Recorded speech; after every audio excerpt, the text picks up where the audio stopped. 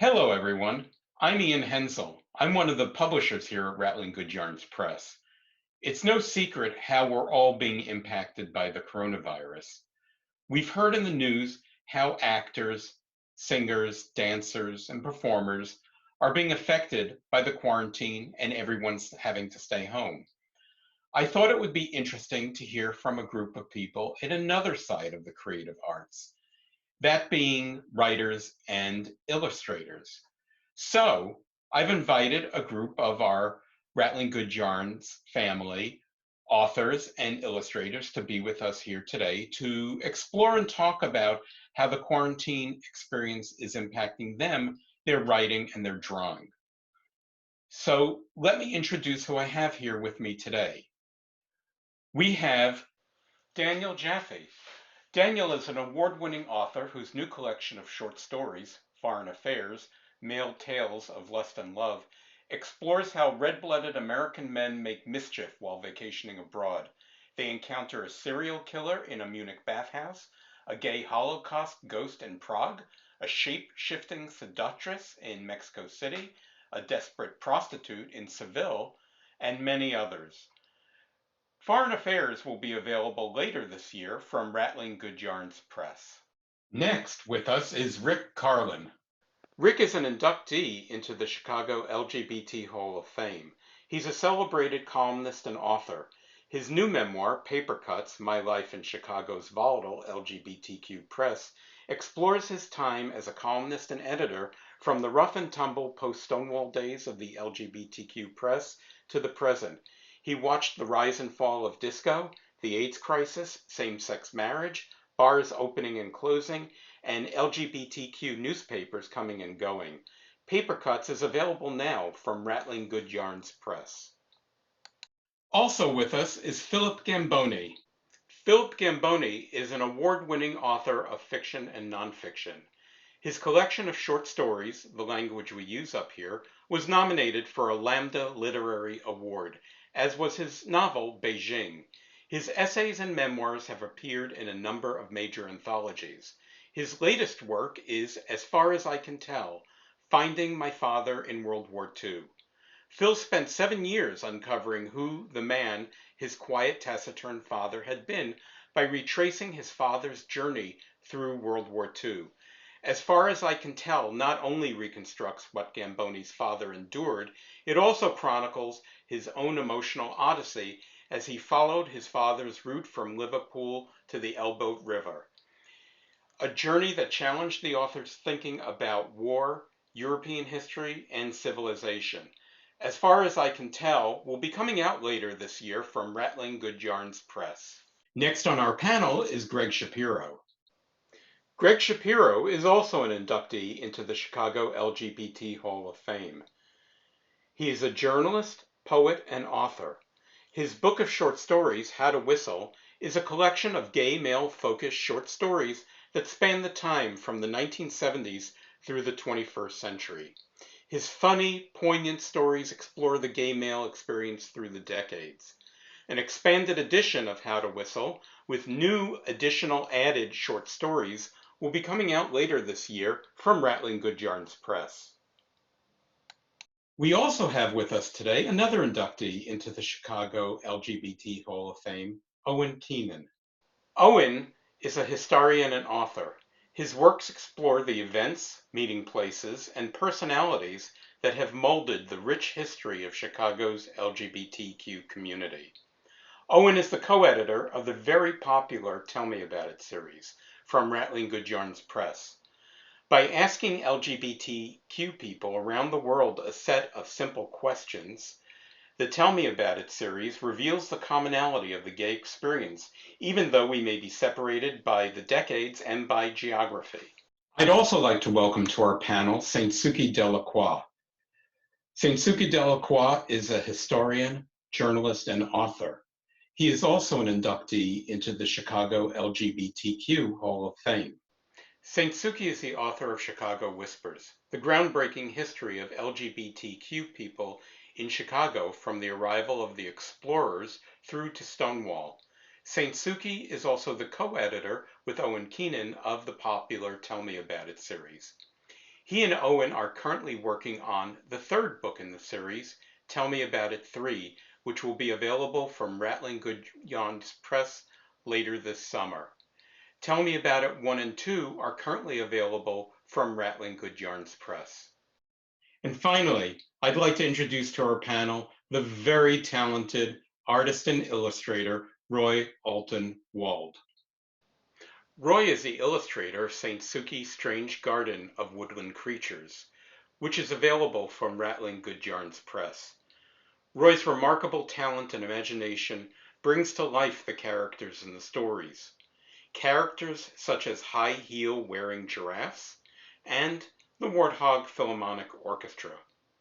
Roy and St. Suki are currently collaborating on a new set of illustrated stories for St. Suki's Lunatic Asylum for Demented Toys, a book set in an institution for mentally ill toys. We can't wait to see what that looks like.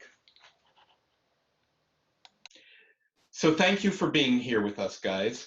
The first question I want to put to the group is, how is the quarantine impacting your creativity? You know, it differs between people. For some people, they need isolation, and other people are energized by social interaction. Where do you fall on that? How's the quarantine impacting you and your creativity? Let's first go to you, Daniel Jaffe. I work best alone.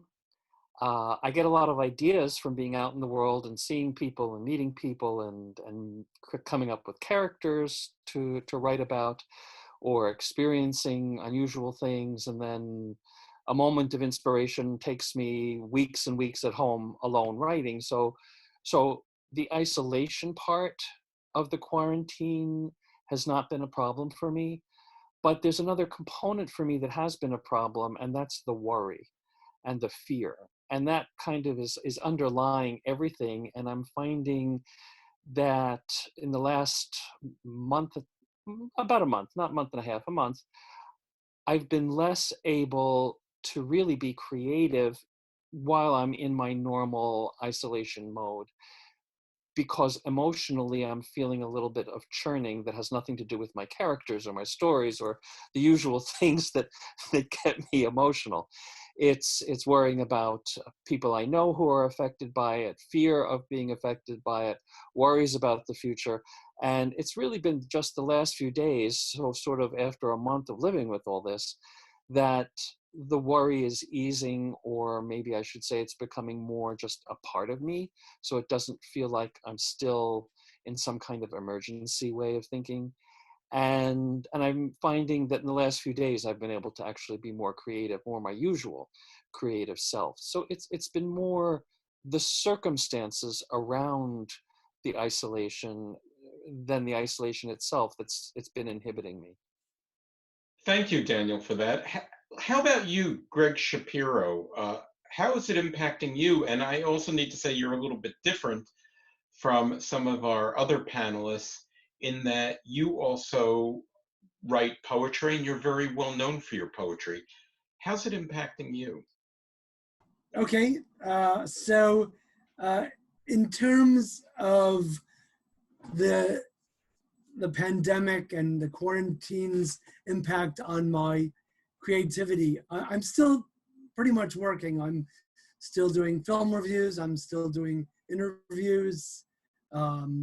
So I'm on, it's a slightly less of a deadline, less consistent deadline, but I still have deadlines to meet. So I'm still writing just in terms of my job. That said, in terms of my creativity outside of my work as a freelance writer, I've written since the middle of March, I've written 8 pandemic poems, and I'm working on a 9th. So that's just in the course of a month. I've written that much. And for me, that's considerable. I used to be one of those people who needed crisis, drama to write. And then I'm married somebody who made me really happy, and I'm happy all the time. Well, happy. I'm content. How's that? I'm content all the time. So I'm not looking for drama or fatigue or tension to write, but the pandemic has provided a lot of inspiration. Interesting. Can you elaborate a bit on how it's provided inspiration? It's just gotten my whatever creative juices are there. It's just got me thinking. It's each of the poems that are completed, they're all very different. All 8 poems are extremely different approaches to writing about this current crisis. And they were just things that I needed to say about it. Thank you, Greg. That was very interesting. And in case folks don't know, Greg Shapiro is married to Rick Carlin. So why don't we go over to you, Rick? How's the quarantine impacting you and your creativity? This isolation has been very, very hard on me. I'm a very social person, and when I write, I do like to be left alone, and I get very focused, and I don't like any distractions around me. You know, I don't write with music on or the news in the background or anything like that. I'm very focused on what I'm doing, but unless I have a deadline, I have a very hard time getting started writing. I'm very good with deadlines. If I know something's due, I will work on it until it's done. But as far as actually working on my own and being self-motivated, I have a hard time with that unless I'm struck by the muse. When I'm struck by the muse, then I'm really focused on something that can work forever. And many times the things that inspire me happen while I'm in social interactions or even out just grocery shopping. I'll be struck by an idea, something will come to me. In the house, not so much. So I have not been as productive as I would like. Actually, I've worked on absolutely nothing since this started. And my day job as a food journalist has come to a complete stop as well because of this. I occasionally write pieces on what restaurants are doing during the shutdown, but that's it. So for me, this has been a very, very difficult time. Thank you for that, Rick. I guess some of us are more energized and inspired by social interaction. Let me turn to you, Philip Gamboni. Phil, how is the quarantine impacting you and your writing and creativity? Certainly before the quarantine, I liked the balance between isolation and interaction with other people. So I can spend hours by myself writing, but then it's really important for me to get out and see friends, have coffee, go out to dinner, whatever. Now, of course, I'm almost completely alone all the time. And it's not affecting me too much, partially because I live alone anyway. So I'm pretty good at entertaining myself and not lapsing into loneliness. I'm actually getting more writing done now. As you know, Ian, I'm working on a book of short stories about the lives of older gay men. And I've got a lot of time to do that. So I'm spending every day at the computer writing. I'm also an inveterate journal keeper. I've been keeping a journal since 1968.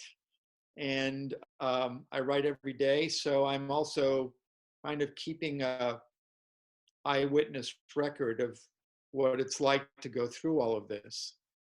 The only thing that's different, and I don't know why, is that I've actually moved my writing area from another room that I used to call my writing studio here into the living room. I think it's partially because I have a view out the window, and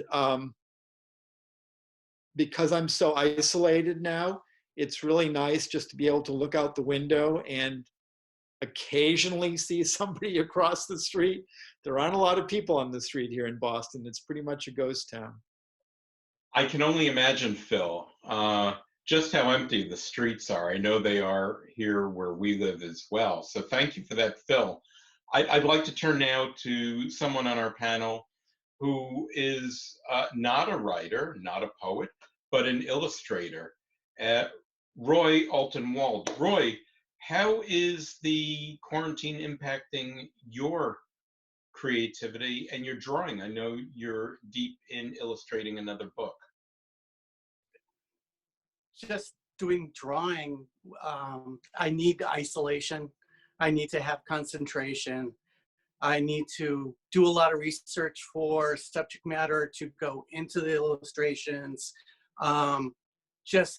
And actually taking pictures of like me doing actions and stuff like that, so that I could figure out how a figure is moving in it within the drawing, so that it looks logical. But I mean, it's been good for me. I'm not at work, so now I have even more time to work and just do a lot of different concepts, go back over drawings that, well, when I first started illustrating the work that Suki and I are working on now, I'm going back to the beginning chapters again, rereading them, seeing where I could expand on illustrations. Because when I first started, I was doing like maybe 2 or 3 illustrations per chapter.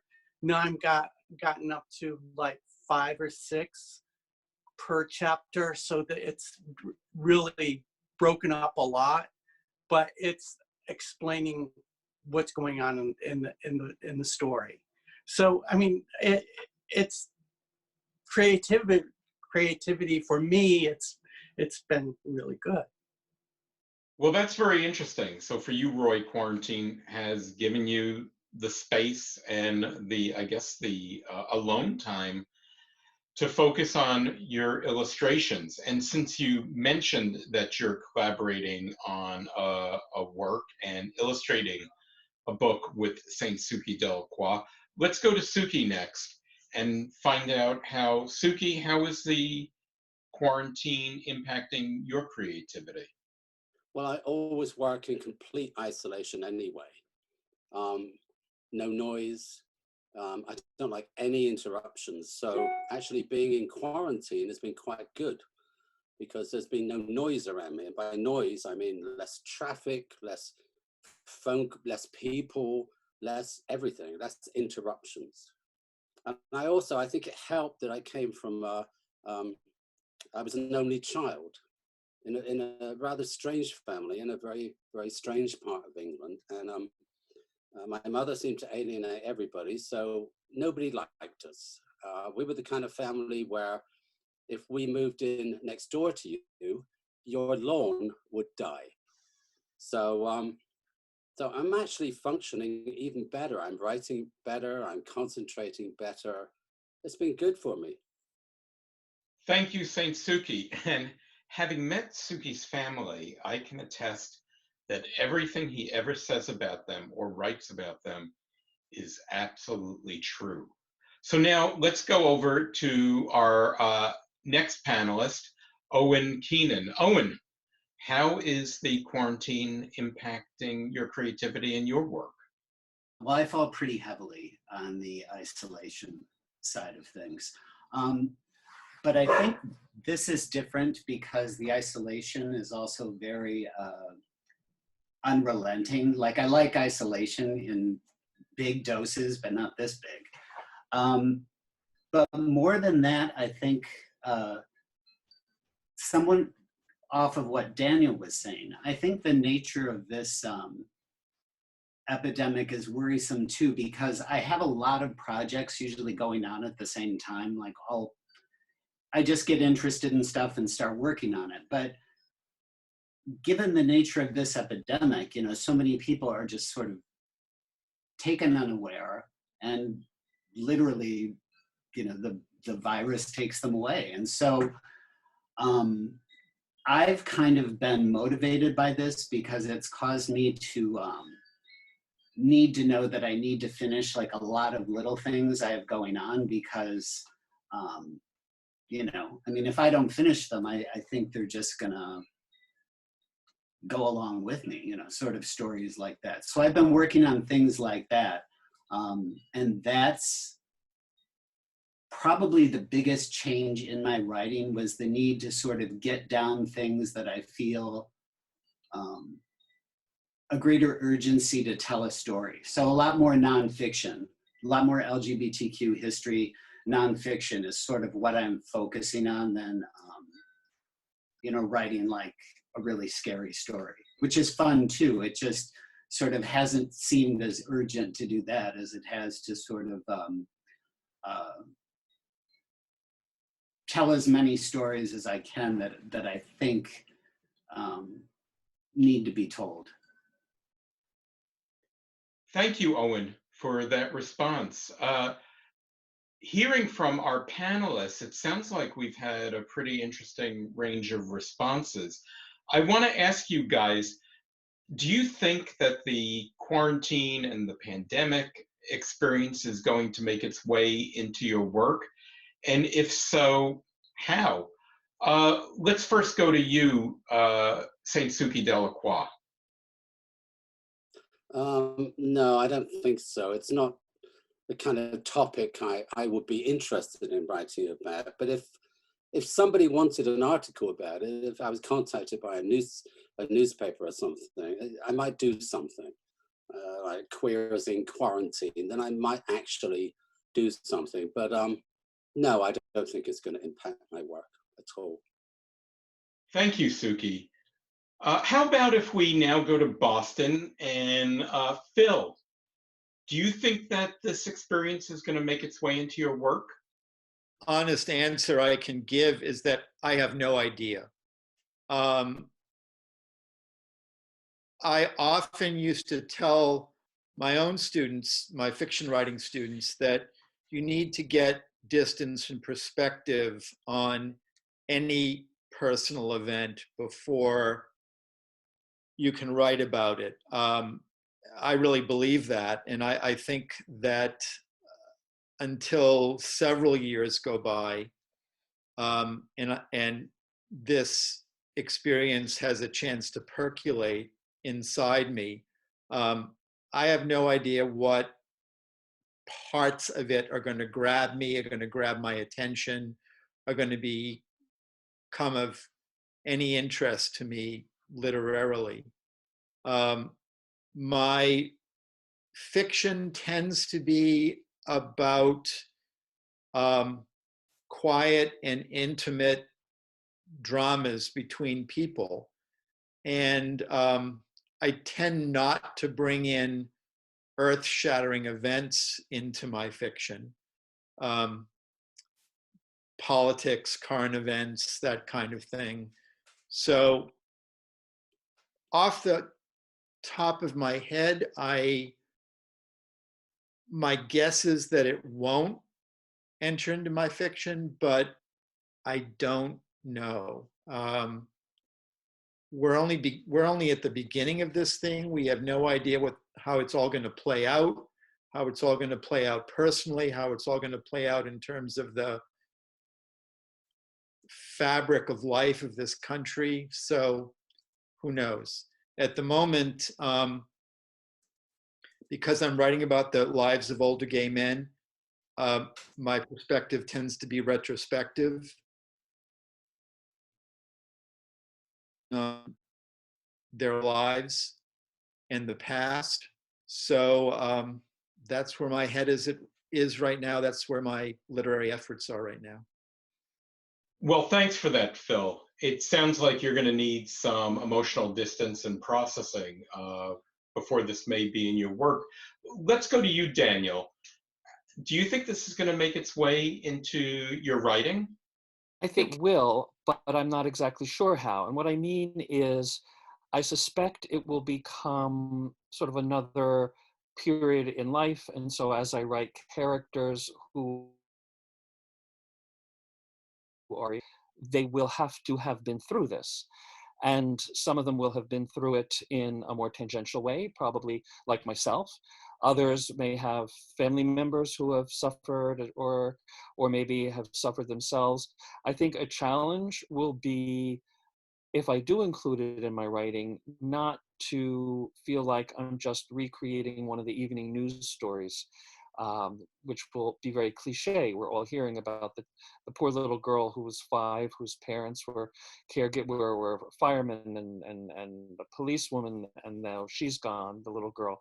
Well, I would love to write about that, but that's not my story to tell. And it's something that, because of the TV news and other media, we all know it already. So I would need to find sort of an interesting take on it, or it would just be background for my characters. That's how I see it coming into my work. Thank you, Daniel. I found it very interesting, the idea that some stories you feel are not yours to tell, and that some stories we all know. I'll be interested to see how this ends up as background, perhaps, for some future stories. So now I'd like to turn to Rick Carlin. Rick, do you think this whole thing that we're experiencing is going to make its way into your work? I doubt it.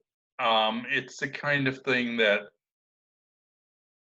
this is not something I write about. I don't pull from my own experiences that much, except in my memoir.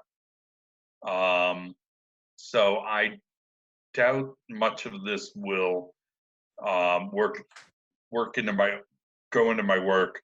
I'm finding it very boring. So for me, I don't think so. Thank you, Rick, for that very candid response. It's very interesting how different our panelists are. And thinking about it a little bit differently, I'd like to go to you, Roy. Unlike the other panelists, you're an artist and illustrator, but you are nevertheless a storyteller. Your illustrations bring the pieces of stories to life and are very much part of the narrative. Do you see yourself this coming into your work in the future? With illustrating, I'm only illustrating what is within a story. So it's whatever the author is trying to get across. So if Suki then is going to put a pandemic in the asylum, then I'd be illustrating that. Otherwise, no, it probably wouldn't really work into any of my artwork. Do you think any other artwork will emerge?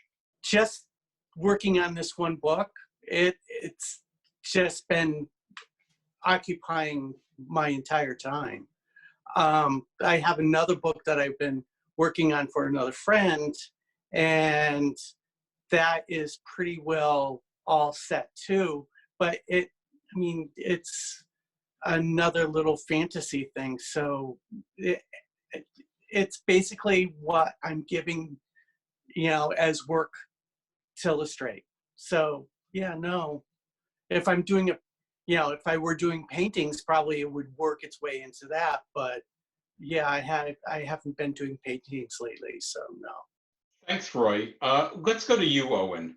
Do you think that your work is, you will be seeing the pandemic in your work in the near future and your experience during quarantine? I don't think it will make its way into my work as a setting or as a theme or anything like that. I think its impact will be felt. As what I said earlier, I was trying to think of this. There's a folk legend from Africa that goes along the lines of when every time someone dies, a library burns. So kind of that important feeling of the urgency and the need to tell stories, the urgency and the need to get that down, that I can feel as an impact. I've been doing that a lot on an Instagram account that I have. And if anything, the way it would affect my work is I've been thinking about collecting sort of shorter writings like that, but just have it be queer quarantine thoughts or something like that. Not necessarily the quarantine as the subject, but more as the parameters of what I'm writing about. Thanks, Owen. I think your perspective about the pandemic and the urgency to get stories down is an interesting one. Let's go to you, Greg. How do you think this is going to get into your work? As I said, I've written 8 pandemic poems, working on a 9th, and listening to fiction writers talk about it, about the time that they need to process something. I think poetry might be a little more immediate. And I think that's the difference. And I think that's why I've written 8 poems right now and working on a 9th, because I think it's what's needed. I think it's my response as a poet. Whereas fiction writers, absolutely, there needs to be time and distance to process. So I really think that might be the difference here. Also, there are already anthologies and publications dedicated to writing about the pandemic. I've already submitted most of these poems to journals or anthologies and such. So, in fact, I actually sent some stuff to a magazine that was looking for submissions and specifically said no pandemic poems, because they're probably overwhelmed at this point. And I think that's what poets do, is they respond more immediately. I'm a fiction writer too, and I love you guys who write fiction. Please don't, this was not meant to be a slam, but poets need more attention, and this is just the way we get it. So. Thank you, Greg. It's been very interesting hearing from our panelists today. And before we go, guys, I want to ask you if anyone has any thoughts that you'd like to share, something that we haven't touched on about the pandemic. Could I just add one thought I had while everybody else was Daniel. talking? And it's about, I know I mentioned that I have been experiencing a lot of worry and fear that's been inhibiting my work. And I think when I think about it hard, it's a familiar kind of worry and fear, and it's familiar going back to the early to mid 1980s, in that it's different, but it's similar to the kind of fear and worry when we started really understanding about HIV and AIDS, or rather before we fully understood it. And we didn't know exactly how it was passing around, and we saw our friends getting sick, and we saw people dying, and we didn't know. And I feel a similar emotional response, and I think that's kind of what's been nagging at me. It's the worry that everybody's sharing, and it's also a worry that maybe all of us in this group have in the back of our collective minds. We've kind of been in a similar place before, and it's like, oh no, not again. So I just thought I'd add that. I think the something else that I think is important too, at least I don't know if this is true for anyone else. For me, writing has always been my sane place. I mean, it doesn't take a pandemic for me to like want to block out the world and sort of create my own one. But given circumstances now, it seems like it's of heightened importance. But I think that has been a big saving grace for me with my personality anyway, is just to be able to sort of take all the sort of external chaos of the world and just kind of try to focus on what I can do. And that's been extremely therapeutic. Thank you, Daniel, and thank you, Owen, for that. You know, I think a lot of us gay men, shall we say gay men of a certain age, are feeling heightened anxiety, not just because of this pandemic, but because we also lived through the AIDS epidemic and we lost so many friends. So I think we're on, while everyone's on edge, I think we have that added edge of having seen what an epidemic can do to our community. So again, I want to thank our panelists for being here with me today.